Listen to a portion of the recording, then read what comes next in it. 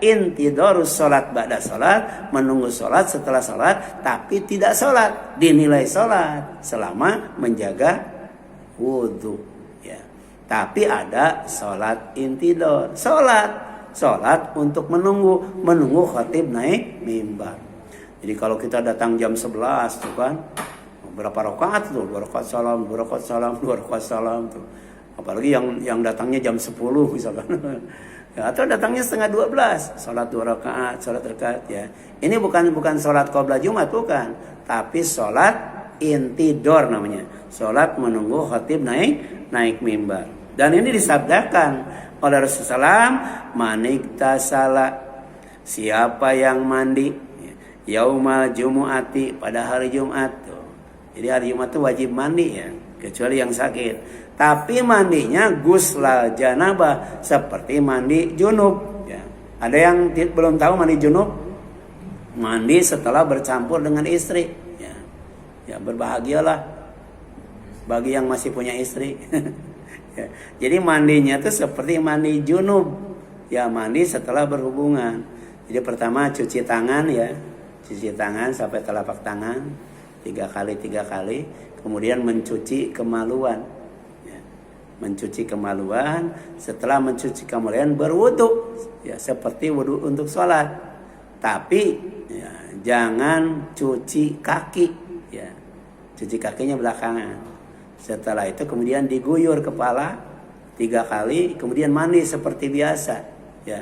Nah terakhir ditutup dengan mencuci kaki, diawali dengan bismillah ya, ditutup dengan syahadatain kan gitu ya. Nah itu makanya ulama di antaranya ada yang menafsirkan bahwa disunahkan hari Jumat itu berhubungan dengan istri. Supaya apa? Supaya yang mandi bukan suaminya doang, istrinya juga ikut mandi kan gitu ya. Iya. Jadi itu disunahkan. Ya. Apalagi ada hadis yang ekstrim, tapi ternyata hadisnya maudhu, hadisnya palsu. Jadi siapa yang berhubungan dengan istri malam Jumat, dia sama dengan membunuh bro 70 atau berapa ya itu. Tapi setelah dicek hadisnya maudhu ya, hadisnya palsu ya. Tapi ada orang yang memaknai secara implisit, secara tersirat. Jadi Nabi mengatakan siapa yang mandi pada hari Jumat seperti mandi junub, nah berarti di balik itu ada makna tersirat ya. Jadi hari Jumat itu, malam Jumatnya ya disunahkan untuk apa? Untuk berhubungan dengan istri. Tsumma roha ya fi sa'ah al-ula. Kemudian dia pergi ke masjid ya pada waktu yang pertama ya. Jadi dia datang ke masjidnya duluan. Dia yang paling pertama datang ke masjid. Ya, faka'annama qarraba badana. Seolah-olah dia ya sudah berkurban seekor unta, bayangkan ya, bayangkan ya. Tapi bukan mandi biasa, mandi junub. Setelah itu datang ke masjid paling dulu. Maka kata Rasul, faka'annama qarraba badana, seakan-akan ia berkurban dengan seekor unta ya. Seekor unta berapa juta seekor unta ya? Dapat 20 juta lebih ya? Lebih ya, iya. Jadi harganya lebih mahal daripada sapi. Kemudian waman roha fi sa'ah asaniya, siapa yang datang ke masjidnya itu nomor 2 ya. Kalau tadi kan yang pertama, ini kedua dia datangnya. Faka'an nama qarraba baqara, maka seakan-akan ia berkurban dengan seekor sapi ya. Gitu. Waman roha fi sa'ati tsalitsah, siapa yang datang pergi menuju masjidnya dan sampai di masjid pada urutan yang ketiga, faka'annama qarraba ya kabshan akran, dia seperti berkurban seekor kibas, seekor kambing yang bertanduk. Kemudian wa man roha fi sa'ati rabi'ah, siapa yang datangnya pada urutan yang keempat, faka'annama qarraba dajajah, dia setara dengan kurban, seakan-akan berkorban dengan seekor ayam. Wa man rawa fi sa'ati khamisah, siapa yang datang ke masjidnya pada hari Jumat pada urutan kelima, fakaan nama qarraba baidah, ya. Ya baidah, ya, dia seperti seakan-akan berkorban sebutir telur kan ya, sebutir telur ya. Ya, sebutir telur enggak ya? Terus sekarang udah berapa ya? 2000 4000 ya. Nah, ya sama dengan masukin ke otak amal tuh 2000 tuh. Sama tuh. Jadi tetap ada nilainya. Sekecil apapun amal kita, kalau didasarkan dengan taat kepada Allah Rasulnya, Allah tidak akan menyia-nyiakan amal kita. Walaupun kita datang ke masjidnya, nomor berapa tadi? Nomor 5 ya. Nomor 5 betul ya. Nah, dia akan dinilai seakan-akan seolah-olah dia berkurban dengan sebutir telur. Faida kharajal imam hadaratil malaika yasmauna dzikra. Apabila imam sudah keluar, ya. Jadi imam itu di dalam masjid, di luar masjid? Di luar masjid. Rata-rata di dalam atau di luar? Di dalam. Kenapa? Karena tidak punya ruang untuk nunggu masjid. Dulu yang itu kan sejatinya ya, yang ada pintu masuk mimbar itu untuk nunggu imam ya. Jadi imam itu saya pernah tuh di masjid mana ya? Oh, di masjid daerah Pulau Gundul. Datang masuk paling dulu kan saya masuknya tuh.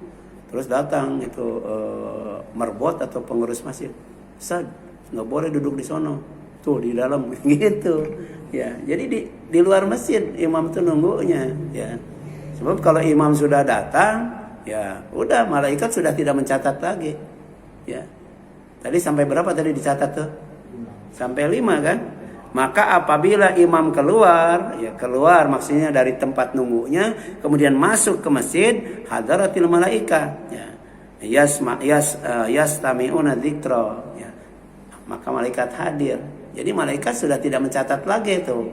Nah, mendengarkan khutbah imam. Luar biasa ya. Ternyata khotib itu didengar khutbahnya oleh malaikat.